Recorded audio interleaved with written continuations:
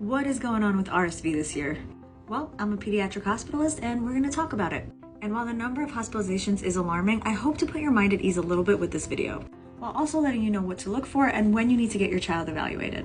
So RSV is a really common respiratory virus that can cause anything from mild symptoms like cough, congestion, runny nose, all the way down to lower respiratory tract infections like bronchiolitis and viral pneumonia.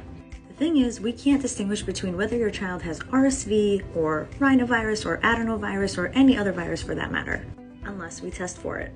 So do you need to bring your kid in to get tested for RSV? Well, here's the thing.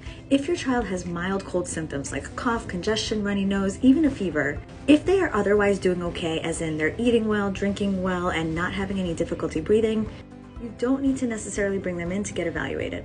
Because whether they test positive for RSV or some other virus, the treatment is not going to be any different. If there's no alarming symptoms like I just talked about, you're going to be sent home to continue supportive care at home. Now, all viruses, including RSV, starts with these mild symptoms, cough, congestion, runny nose, and sometimes they get all better on their own. In fact, majority of the time, that's the case. But sometimes they go in the other direction and cause things like difficulty breathing or poor feeding, which can then lead to dehydration. So if your child has these symptoms, you want to bring them into the emergency department to get evaluated. And they may test them for RSV amongst other viruses at that time.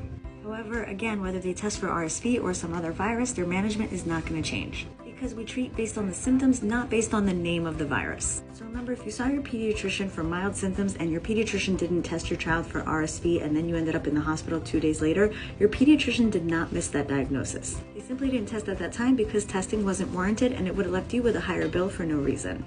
So yes, it is possible to go from these mild cold symptoms to more severe symptoms requiring hospitalization. And unfortunately, we're seeing more of that with RSV this year. But remember, majority of kids with RSV are walking around with mild cold symptoms and will oftentimes get better on their own.